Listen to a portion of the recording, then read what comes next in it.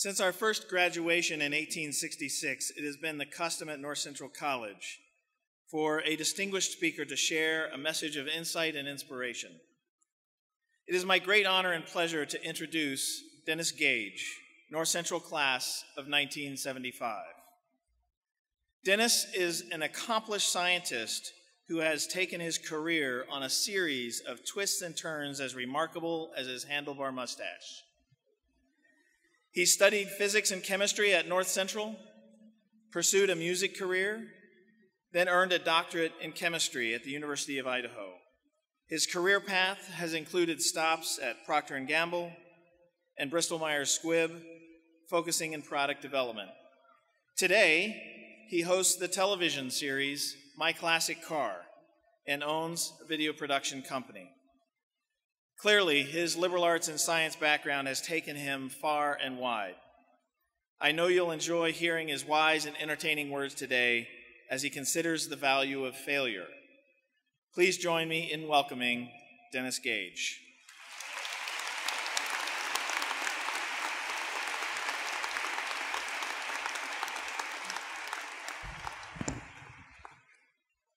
I was an Illinois farm boy from out around Galena that largely bumbled onto the campus of North Central College back in the fall of 1971.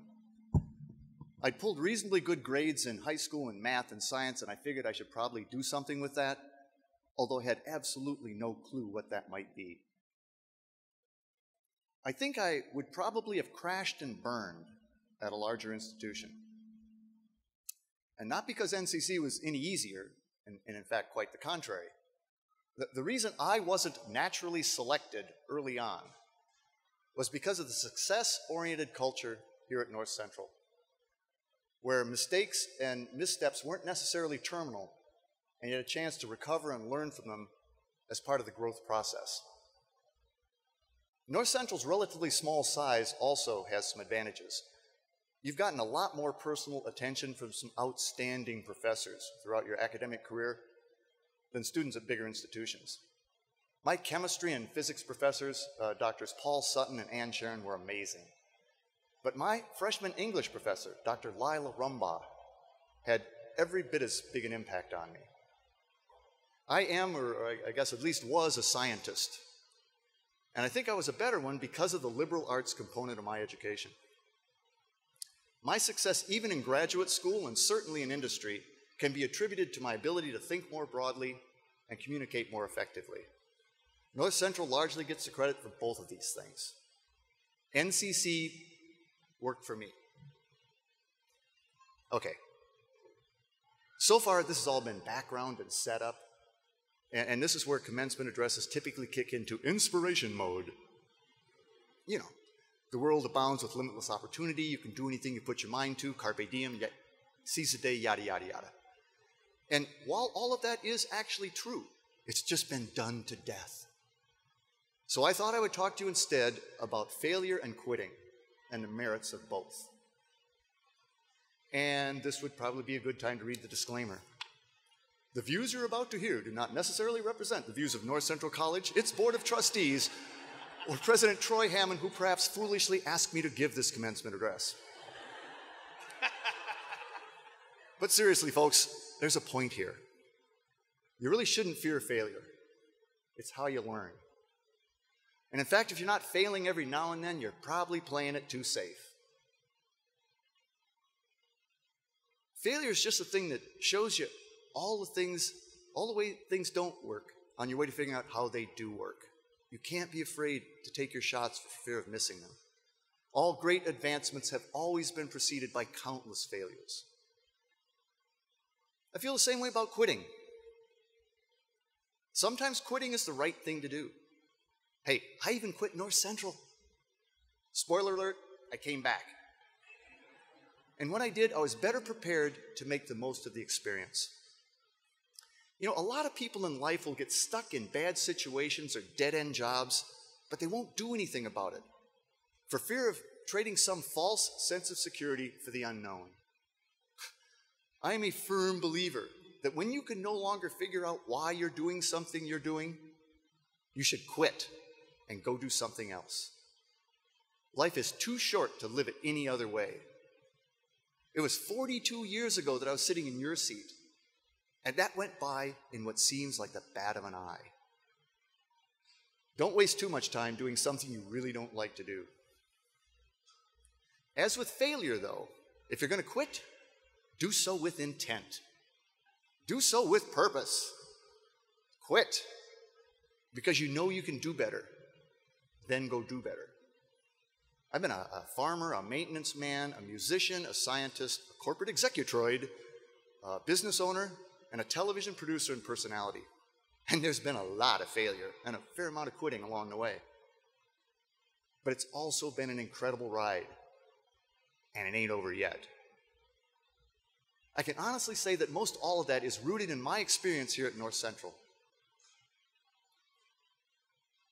At this point, you guys are probably at peak idealism.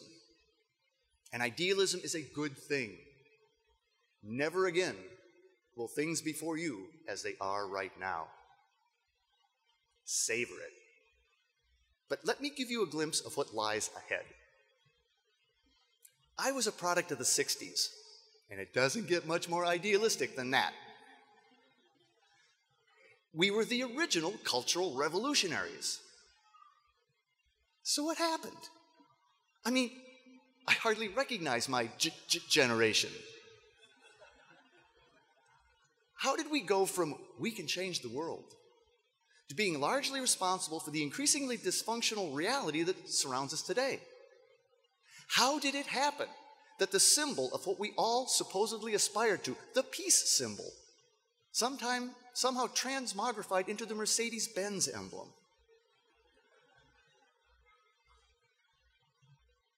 Well, as it turns out, with the mere passage of time, your perspective tends to morph. It's said that if you're not a liberal at 25, you have no heart. And if you're not a conservative at 35, you have no brain. It's the old, for everything there's a season. Now, I think that analysis is a little callous, not to mention depressing, but statistically, it's probably a valid generalization. Some degree of the idealism of youth invariably gives way at least to pragmatism, if not outright conservatism, as we age. Well, crap!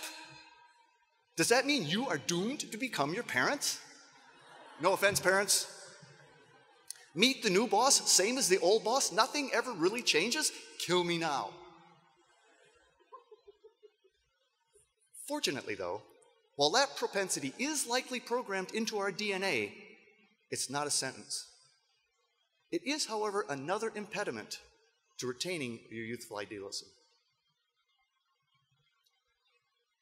So, let me introduce the concept of pragmatic idealism.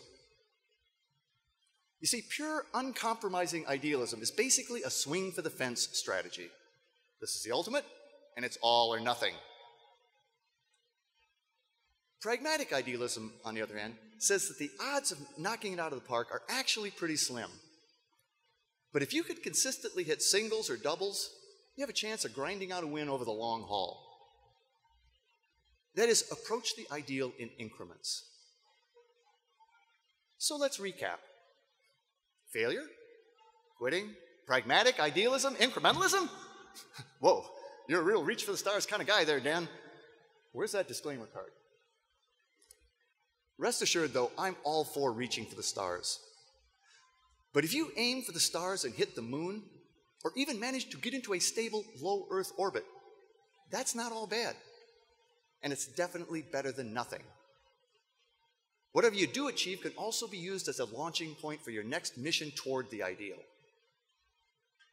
I believe that progress is more important than purity. That might be considered by some as setting the bar pretty low. But at least there's a bar by which progress can be measured, and you raise it every time you clear it. I contend that this is the only way to really make progress in a complex world.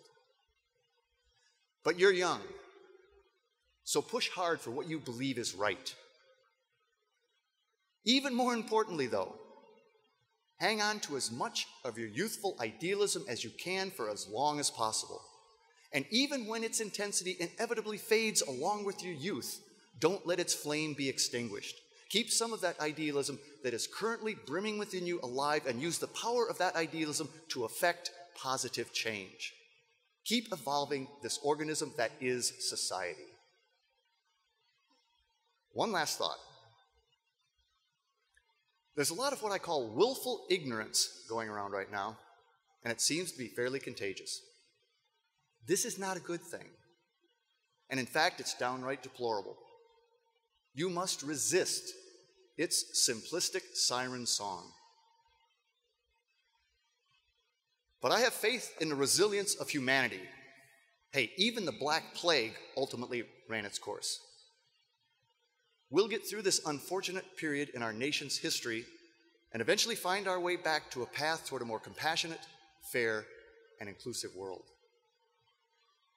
Oh, and the world really does abound with limitless possibility, and you really can do anything you put your mind to. Carpe diem, seize the day.